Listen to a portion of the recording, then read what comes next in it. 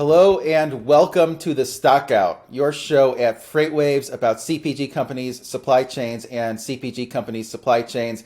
I am your host, Mike Baudendistel. I'm an analyst and market expert at FreightWaves, follow the rail, intermodal industries, and trucking industries, and recently have started following the CPG industry as well, trying to connect the dots between the freight markets and CPG companies.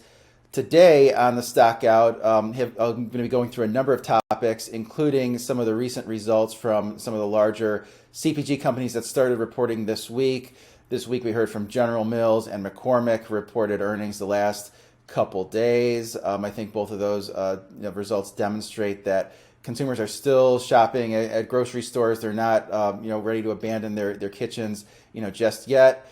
In addition, I'll go through some of the other topics with that include some of the issues that smaller CPG companies are facing. There are some unique issues that they're having with packaging that I thought were interesting. And I'll also talk a little bit about what's happening in the world of freight markets, which, as our CEO Craig Fuller pointed out this week, the worst may already be here in terms of how tight the markets are, how high the rates are, but at the same time, they could be very tight transportation markets in the next few months, and not necessarily anything that's going to be on the horizon to loosen markets up. So I'll talk about that, and maybe talk a little bit about the Campbell's Soup Company, which is named one of our shippers of choice in FreightWaves.com. So I'll talk about those things. But first, a word from our sponsor, Echo Global Logistics. Trust the experts at Echo Global Logistics for all your freight transportation and CPG shipping needs.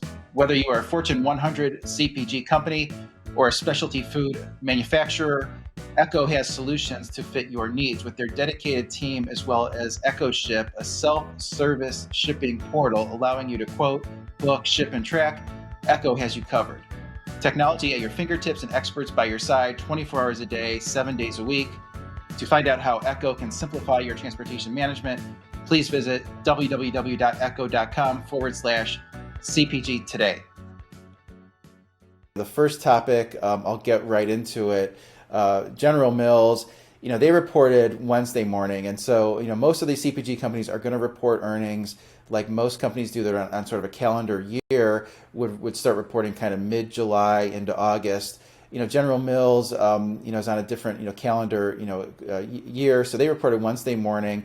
And I think the main sort of thing that most, analysts, investors are looking at are, and even other CPG companies that are looking at some of their peers is really, they're trying to plan for, what's going to take place with consumers getting out, of the habit of eating all their meals at home, doing more, consuming outside of the home. General Mills was one of the companies that benefited a great deal from the consumption at home. About 70% of their revenue is from products that are consumed in the home. You think of their sort of biggest brands as being cereal related or Betty Crocker brands. But this company is able to beat consensus by about 6 cents a share. Shares were up a little bit yesterday. It looked like they were up a couple percent. But overall, they said their costs are going to be higher by 7% over the next year because of a lot of the inflationary pressures that I've covered on the Stockout. In the past, these ingredients prices, which there's really no way to fully escape the higher ingredients prices, even though they do say that they're about 50% hedged. But those hedges are relatively short term in nature. You can only hedge for so long. And of course, some things, as we know in freight, like freight rates, it's difficult or impossible to hedge against rising freight costs. So those that 7% inflation equates to about $840 million headwind on cost. And so question sort of becomes, can General Mills offset that in other ways? And sort of the plan for them now is to offset more than half of that cost inflation through efficiency improvements and getting rid of a lot of the special costs that came with COVID, maybe some cost cuts, those type of things. So that's going to hopefully offset, according to their plans, 4% out of the 7%, and then the balance of that is going to come from a lot of pricing and with CPG companies, it's not just pure list price. Sometimes it's, adjusting the size of the, what's in the package. Sometimes it's, a little bit, fewer promotions. But I did read one analyst report today, and from my former colleague at Stifel, Chris Growe, who has followed the company for a long time, knows the space really well.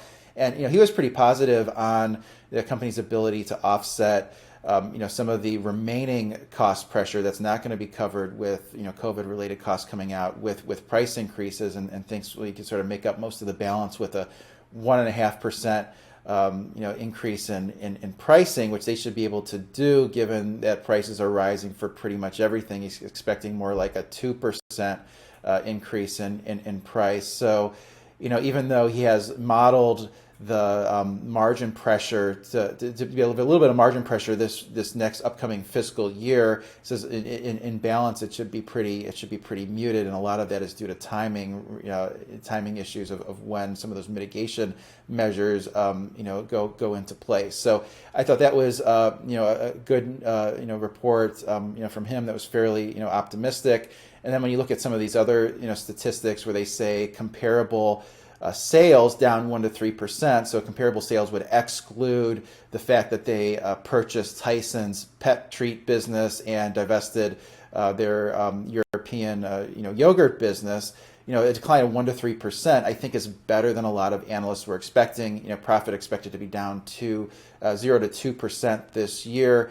That's pretty remarkable considering just how much people in 2020 went out to grocery stores, filled their pantries, filled their refrigerators. So I think all of those things were pretty positive, and that's why the stock was up a little bit yesterday. I think those were better than expectations. Another thing I thought was interesting was their comments on cereal, which is sort of what the first thing that most people think of when they think of General Mills. And cereal is flat roughly with 2019 levels, maybe up 1%, I think, from 2019 levels. But what's different about cereal than a lot of other sort of breakfast foods is the way the company described it is that cereal is basically purchased the most during times when it's used as kind of a quick breakfast. You eat your cereal, get out the door, and they actually expect that to increase when more students go back to school in the fall, whereas now people have a little bit more time to prepare something like eggs or French toast that the parents can provide for the kids. So I thought that was interesting. So solid results from General Mills, and I thought a pretty solid outlook considering how difficult the year ago comps were.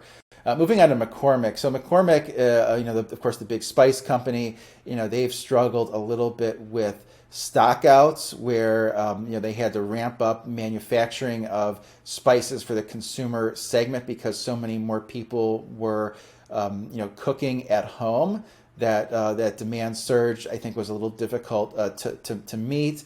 They reported, on the surface results, and I just haven't gone fully through it yet because they just came out as we record this. But their sales growth, they're saying expected to rise 8 to 10%. They actually increased their guidance both for profit and margins and EPS, and the stock market reaction was basically pretty muted. It didn't do much. I did see the CEO on CNBC saying that he was at a loss for the market's reaction, which is, I can relate to that. All my years as a stock analyst, sometimes you think stock should move in the direction you think it should move, and the market doesn't agree. So that could have been that there was a optimism already built into expectations, or the other thing, if there was maybe a nitpick, was that their gross margin declined 190 basis points, and maybe there is some mix pressure there where their consumer products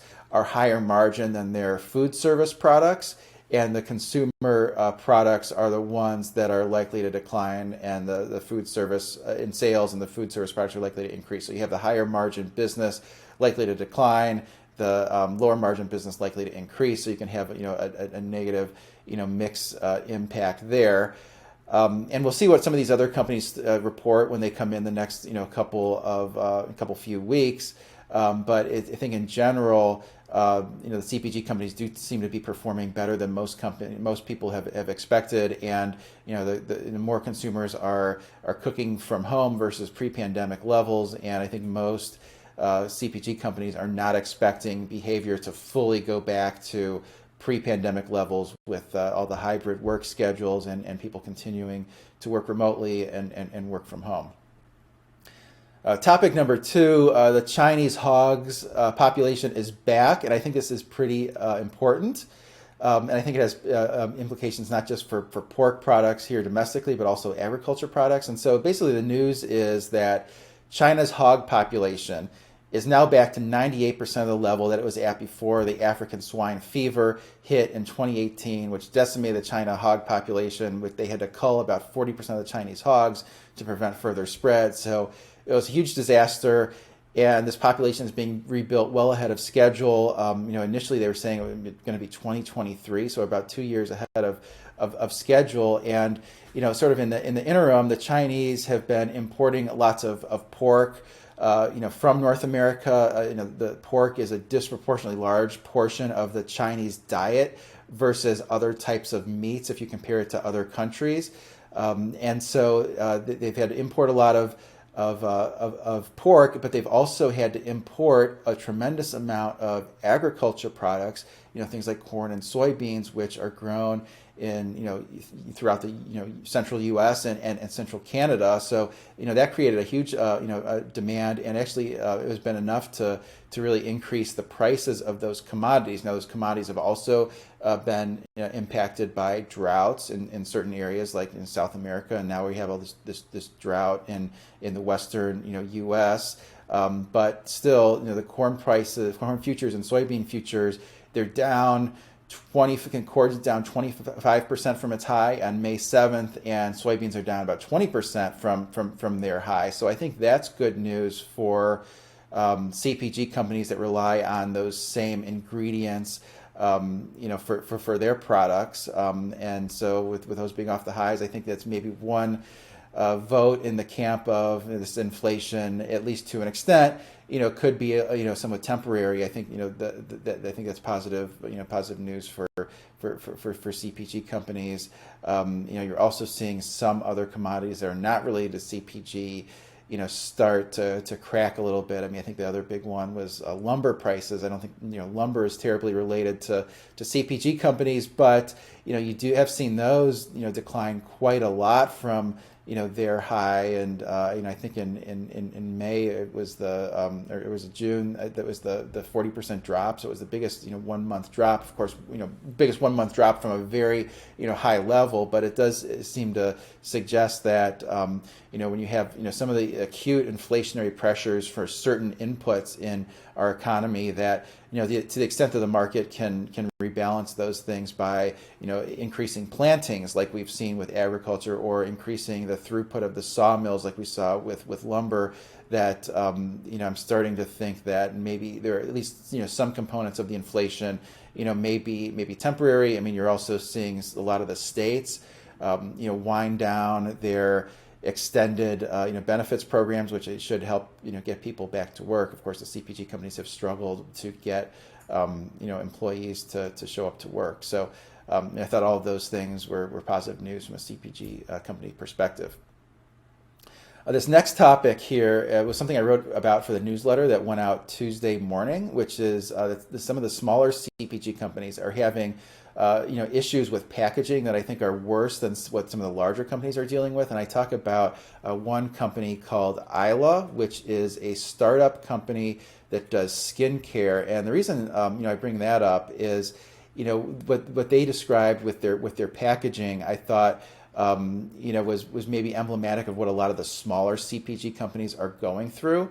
And what they had to do was acquire packaging ahead of launching certain products, and so they've basically had to guess about how many packaging they're going to need, exactly the size of the packaging, before seeing what the sales figures are going to be. I mean, the packaging has actually increased the lead time of a lot of their products, where they would typically have a 20 to 24 week lead time. It's increased that by about 6 to 8 weeks in terms of getting it through the supply chain, and so it does sort of set up this greater risk, where not only do they have to sort of stockpile the packaging, but they also face risk that the demand is not what they're expecting it to be. And I think that's a little bit difficult to judge. I mean, in the last year, skincare was a really hot product category as consumers tried to eliminate the mask acne, or the maskne as it's called. So skincare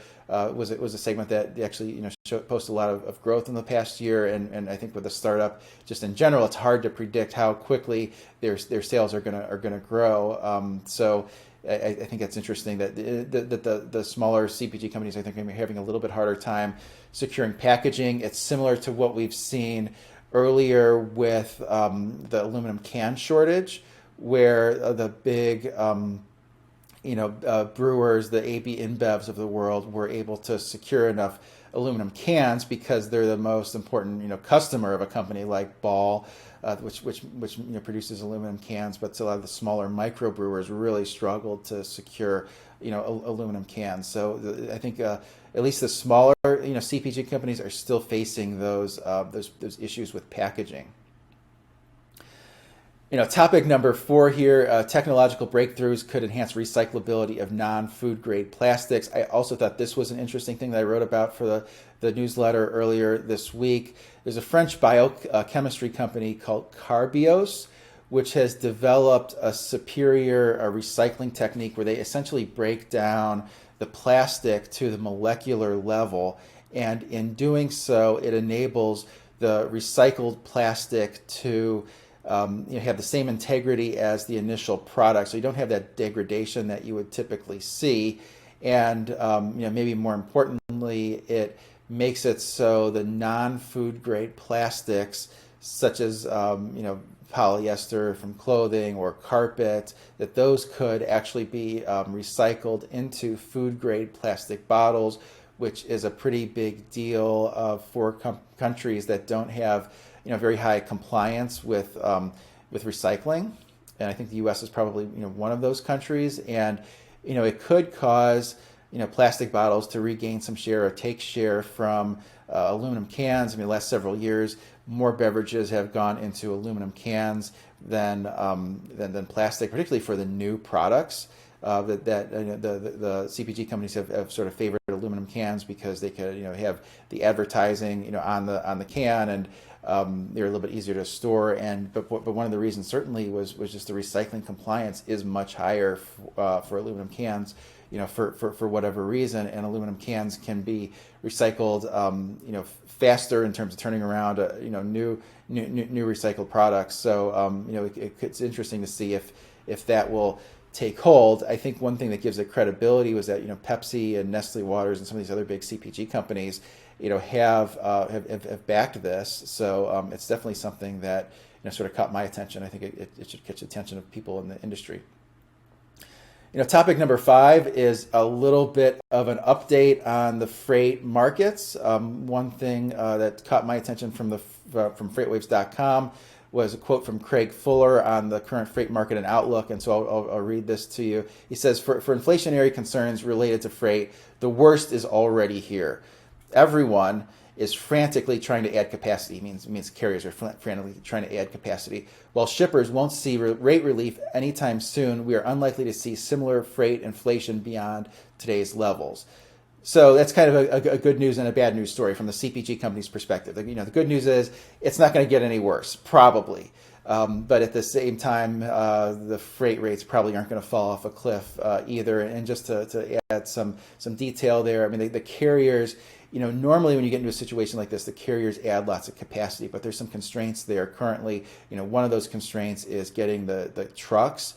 because of the semiconductor shortage. So a lot of those truck orders are pushed way out, and even a couple of months ago, the orders that were coming in were for 2022 delivery. So it's hard to get equipment, and of course, it's hard to get drivers. It's always hard to get drivers. It's especially hard to get drivers when there's a shortage of blue collar, labor across the board, and the construction market is still red hot, and there's just a lot of better opportunities for employees that can get home every night. So I think it's hard to recruit drivers, especially, and even in the past year, it was hard to get people to even go to the driver training schools, and so I think there's some constraints there on capacity that are keeping rates elevated.